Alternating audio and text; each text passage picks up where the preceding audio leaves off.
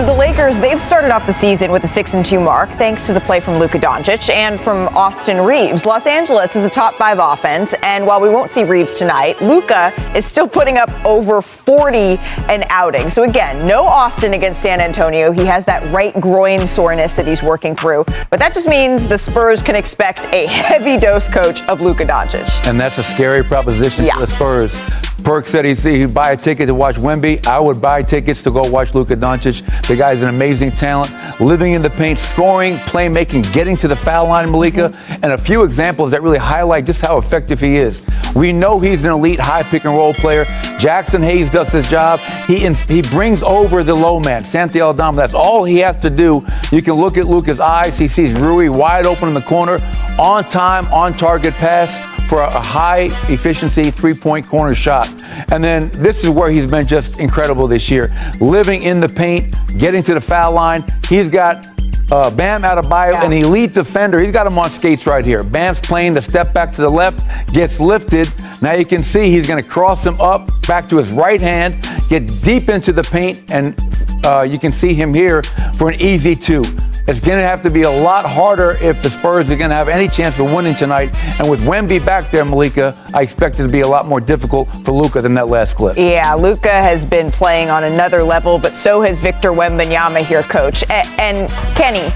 Yes. Oftentimes around these parts, maybe we're accused of talking a little too much Los Angeles Lakers. Oh, really? But they're off to a heck of a start this year. I mean, it kind of feels warranted at this point. It's easy to get excited about this team. Well, you know, they have two players that are perennial legends of the game with Luka and obviously LeBron. And when LeBron is out, we talk about it. When Luka's in, we talk about him.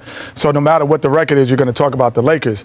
But what is going to be the most interesting part is when LeBron comes back. Because the two guys who've had the most success while he's out, they're very ball dominant. So they need the basketball to make plays. They're playmakers, not play finishers. Play finishers, a guy who just waits, dunks it. Perk was a play finisher. Just let him dunk it. You know, but no, I'm just saying, no, you put him in the box right there. Like I'm driving and put him in a dunk spot. He's going to dunk it. But then there's guys who know, no, I got to create to get a rhythm. And now, can you have 3 guys on the same team be creators? I know, Coach, you had Jokic. You can't have 3 Jokic's. Right. It's impossible to have that because there's not enough ball movement and body movement to win. So it's going to be interesting to see what LeBron does and how he slides in. You ask about when LeBron James will return, and it's magic. Shams Charania appears. Our senior insider, Shams, is here with us. Shams, what more can you tell us about when we could see the NBA's all-time leading scorer back into the mix here for the Lakers?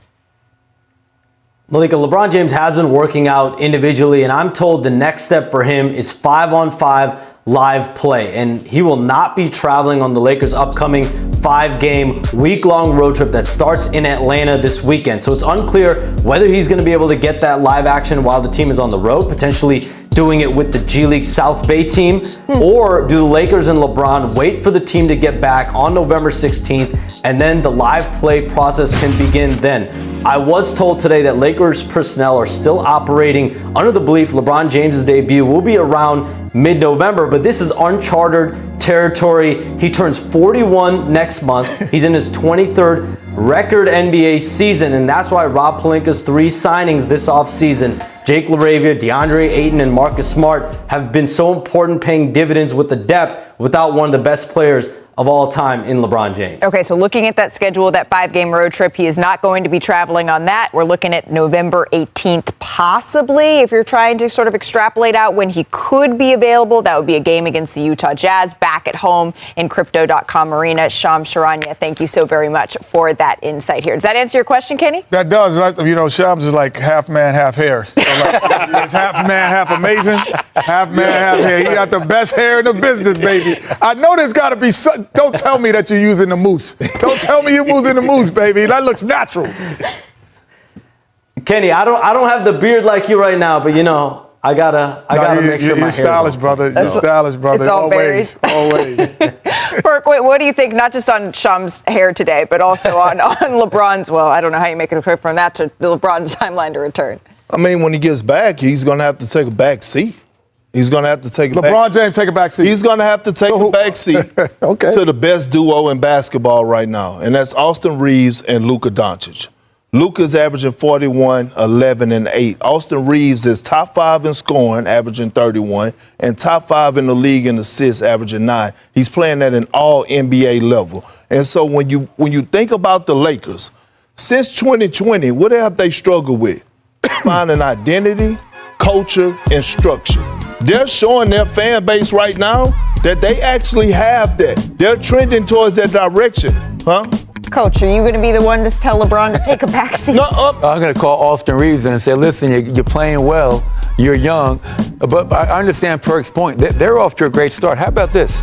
Luka goes 40, 40, 40, sits out. Austin Reeves goes, I'll take that baton. I'll score 50, I'll score 40, and the next game, I'm going to hit a game winner and beat Minnesota on the road where they have yet to lose. But what I'm saying is JJ has done something to that locker room, a hell of a job. He's maxing out guys. You got Jake LaRavia, he's averaging a career high. Rui is playing outside of his body right now, averaging 16. Listen, man. And LeBron. If Malika's gone for 2 weeks, somebody sit in her seat, she coming back and being Malika. Hey, all I know is Miss Andrews is walking in here and she's going to be like, Miss Andrews is here. It's going to be like, let's go do it. Kenny, whether it was LeBron's side or the Lakers side, I know a contract extension wasn't agreed upon. J.J. Redick, Marcus Smart has been the quarterback of our defense. For nearly a decade, Marcus Smart was a thorn in the side of the Los Angeles Lakers as a fierce competitor for the Boston Celtics. But when the Washington Wizards waived him this past offseason, the Lakers saw an opening and didn't hesitate. After years of battling injuries, the former Defensive Player of the Year came to Los Angeles looking to rebuild both his value and his reputation. Now 31, Smart isn't the perfect player. His offensive efficiency has dipped, hitting just 40.7% from the field and 23.3% from three, but his defensive impact and leadership have been undeniable. In a locker room that's still finding its voice, Smart has seamlessly filled the void left by Dorian Finney-Smith as the team's emotional leader. Even on a roster that lacks elite defenders, his relentless energy and pride in guarding the ball have proven contagious. Head coach J.J. Redick has taken notice. We need to play with physicality if we want to be a great defensive team, just like most successful teams do, Redick said. I like to call it having a quarterback of the defense on the floor. Last year, that guy was LeBron. We're looking forward to having him back soon, because now we'll have 2 quarterbacks out there. Marcus has fully embraced that role, and it's made a huge difference for us. With LeBron James sidelined, Smart has taken charge as the defensive maestro, orchestrating rotations, calling out switches, and setting the tone possession after possession. His intensity has helped instill a new culture, one built on effort, toughness, and accountability. Even Luka Doncic, who's seen just about everything on an NBA court, recently admitted, Marcus does some defensive things I've literally never seen before. For a Lakers team that entered the season with modest expectations and a growing list of injuries, Smart's leadership has been a revelation. Redick has managed to keep his squad competitive regardless of who's available, and Smart has been at the heart of that transformation.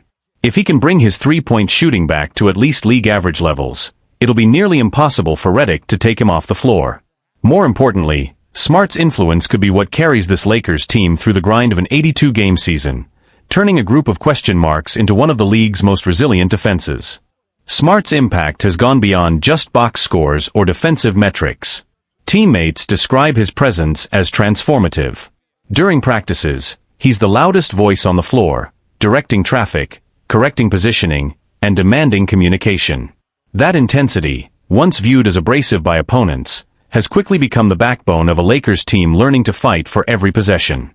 Austin Reeves credits Smart for setting a new defensive standard. He's constantly talking, holding us accountable, Reeves said after a recent win.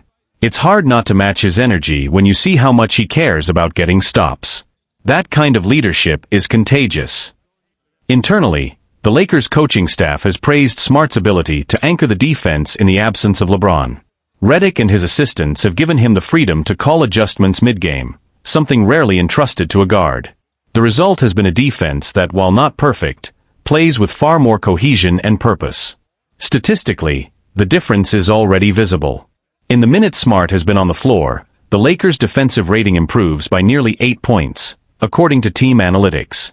Opponents shoot significantly worse from beyond the arc when he's the primary defender, and his off-ball rotations have been instrumental in masking some of the team's interior weaknesses. Redick, a former player known for his cerebral approach, sees Smart as an extension of himself on the court.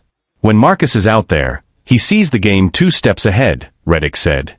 He knows when to trap, when to switch, when to talk guys through coverages. It's like having another coach in uniform. That mutual understanding between coach and player is rare, and it's helped a Lakers roster in transition maintain belief through early season adversity. Even as injuries pile up, the team's defensive identity is hardening around Smart's voice and example. Still, there's an awareness that the grind of the season will test everything they've built. Smart's durability has been a concern, and managing his workload will be crucial if the Lakers hope to sustain this defensive edge deep into spring. Yet, inside the locker room, the optimism is tangible. DeAndre Ayton, who's begun to show flashes as a rim protector, pointed to Smart as a catalyst. "He gives you confidence," Ayton said. "When you've got someone like that behind you, or next to you, you want to play harder. You don't want to let him down." The Lakers' identity may still be evolving, but Marcus Smart's influence is undeniable. In a league where offensive fireworks dominate headlines, Los Angeles is rediscovering the power of grit, communication, and defensive pride. And if J.J. Redick's early blueprint continues to unfold as planned, Smart's arrival could mark more than just a short-term fix. It might be the beginning of a new era of accountability and toughness in purple and gold.